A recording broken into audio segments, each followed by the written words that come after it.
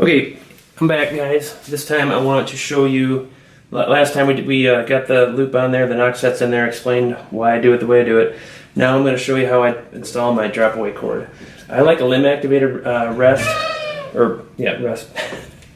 just for the reason that I don't know if they affect the timing when you install them on the cables. It might be, even if it does, just minuscule, it might not really affect it. But I know when you do it to the limb, it does not. And it's just way easier. It's just simply a matter of connecting it to the limb, pulling it tight while the rest is down, the support launcher, and that's it. You don't want it too crazy tight. You don't want any slop. It's that simple. When the bow is at full draw and the limbs come in, the rest comes up and supports the arrow. When the limbs come back out at full, or at time the shot is loosed, the rest comes back down. It seems a lot simpler to me. So I've already went through and connected my limb, my string to the bottom of the limb. Here's another exact rest.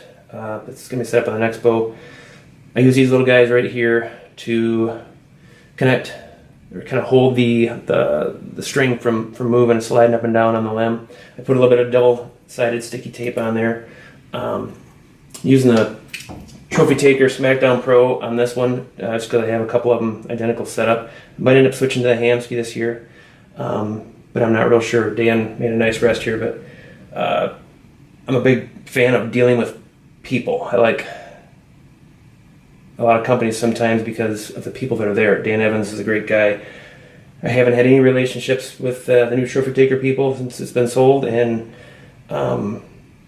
just whatever. I might not be using these anymore. So this is pretty loose up here. We'll deal with that in a second. I like to put little silencers on everything. This does actually save a little twang out of the sound at shot. The location at where you tie the string in, this loop to your limb, makes a difference.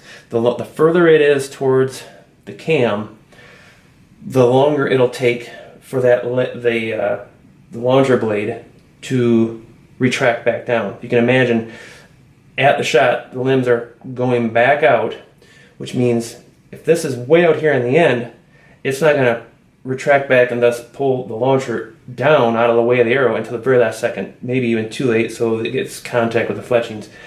Conversely, if you go too far up the limb, it's going to pull that launcher down, maybe before the arrow is even halfway across. It might not have the support you want. Maybe that's the way you want it. Some guys like it just to get out of the way as soon as possible. So play with it sometime. I've had to move these back and forth because I was getting contact before. Not on this bow, obviously I haven't shot it. But so now what I do is just I set this up just like I would a my what do you call it? The loop. It's nothing different than the same knot. It's much easier when you have a little bit of slack. That I'd use on my loop. Do one right there. That way if I have to change it, I don't wreck the cord. And now, keep that guy nice and tight. Now I come back up here to the rest. Let me move this so you can see this a little better. Hopefully you can see that better.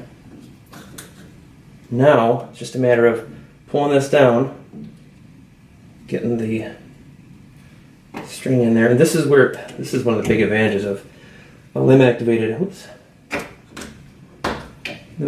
rest over a cable activated rest. Maybe it's not that big of a deal, but to me these just seem simpler.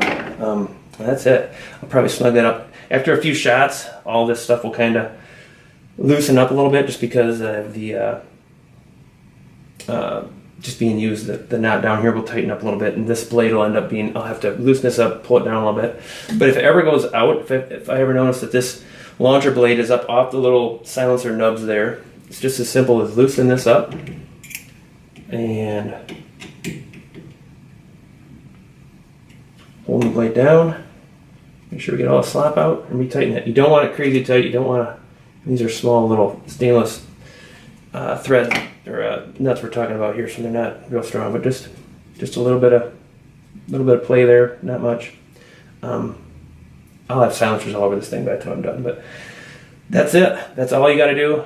As long as it's down at rest. And you can also play with this too, and I can even show you later. When it gets in the drawboard and we put this bow in the drawboard and you slowly start pulling it back, you can see exactly when that launcher blade comes up and when it goes down, and you can slowly let the drawboard down, and you can see at what point that launcher blade is completely out of the way and where your fletchings are at.